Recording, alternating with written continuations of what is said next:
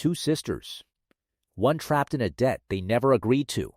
One night, a stranger leaves a secret in the back of a taxi, and it changes everything. By the end of this movie, someone is going to drown in black liquid, and it is not going to be who you expect. This is the full story of the Korean thriller Project Y Greed, Betrayal, and two sisters who refuse to stay caged. Spoilers ahead. Let's get into it. The story revolves around two sisters. Mi-seon drives a taxi through the city every night, quietly, invisibly, the kind of job where nobody remembers your face. Her younger sister, Do-gyeong, works inside a nightclub, the kind of club where the real business isn't drinks. It's control. The girls who work there are manipulated, pressured, and slowly drained of everything they have. Running that club is a new manager, cold, silent, keeps to himself, barely speaks to anyone. We'll come back to him. And above all of them sits the real danger to Sejong, known as Blackjack, a mafia boss who doesn't just run the club, he runs a nationwide scam. He launches a fake investment app, promises people they'll get rich overnight if they bet on his team, and thousands of desperate people fall for it. His empire is built entirely on other people's hope. Working under him is Bull, his private assassin, silent, brutal, sent in whenever Blackjack needs something recovered by force. And then there's Seok-gu, a man tied to a hidden fortune buried in a graveyard, a fortune the sisters are about to stumble onto. He starts out as their enemy. But greed has a way of turning enemies into allies. That's the world. Now the mistake that starts everything. Mi-seon gets pulled into a gambling game. She's confident, dead certain she's going to win. So certain, she puts in everything she has. Do-gyeong notices her sister's account is empty and asks what happened. Mi-seon finally admits it all. And here's the twist, Mi-seon actually wins the game. For a moment, the two sisters are dancing, celebrating, thinking their problems are over. Then a bank notification hits both their phones at the same time. Their accounts have been wiped clean. Just like that, celebration turns into panic. They're in debt. Real debt, the kind that decides whether you eat this week. And it's not an accident. This is exactly how the club operates. Trap girls in debt, then own them. Once you owe them, you can never really leave. You just keep working forever. So Mi-seon goes back to driving her cab. Do-gyeong goes back to the club. Both trapped in the same system, from two different doors. One night, everything changes. A couple gets into Mi-seon's taxi and starts talking, not realizing she can hear every word. The husband mentions he has 50 lakh hidden in a graveyard. Mi-seon doesn't say a word. She just listens. And when she gets home, she tells her sister everything. Together, they make a plan, steal the money, and finally set themselves free. They find the grave. They dig. They find the cash. But underneath the money, there's something else. They clear away the dirt and uncover gold bars. Not a few. A lot.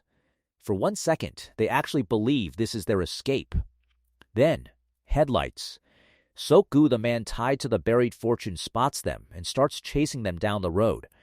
Cornered, the sisters make a call, give up the cash to save the gold.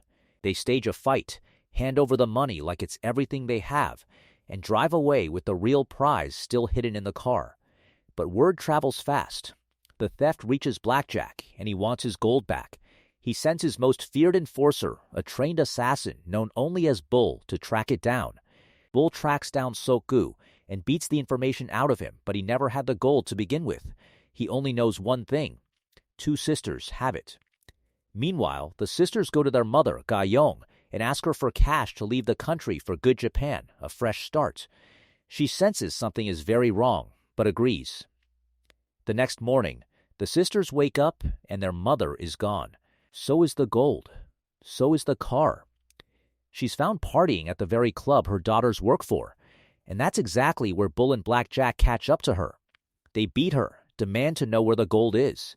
She refuses to talk even when her own daughters walk in and see it happening.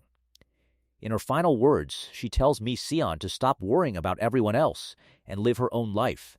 Then Blackjack drowns her in a pit of thick black liquid, and Bull, the only one who could have stopped it, gets pulled into the same pit and drowns right beside her. Blackjack doesn't even flinch. He just complains about his shoes getting dirty. That single moment tells you everything about who this man really is. Grieving, but done running. The sisters recover the gold from a station locker and decide no more hiding. It's time for revenge.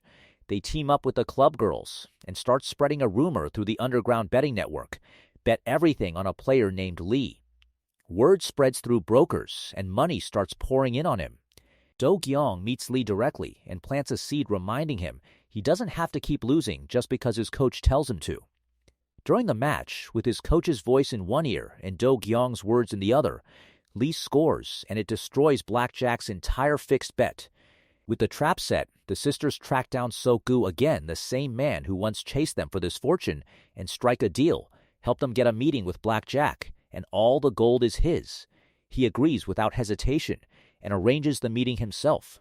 Face to face with Blackjack at last, the sisters show him the gold, and he immediately tries to kill them. But they're ready.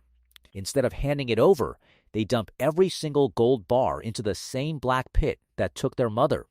Furious, Blackjack lets the girls go, believing it's over. It isn't. The sisters come back, ram their car straight into him, and a brutal final fight breaks out. Together, they overpower him and shove him into the same black liquid that killed their mother. He sinks with the gold he never should have taken. The sisters walk away, no more debt, no boss, no cage. For the first time in the entire film, they're free to build a life on their own terms. And that's how Project Y ends. Two women who were manipulated, trapped, and underestimated, turning every trap set for them into the very thing that destroys the people who built it. So what do you think? Did the sisters deserve their ending? Or did they cross a line of their own? Drop your thoughts in the comments, hit subscribe for more movie breakdowns like this, and I'll see you in the next one.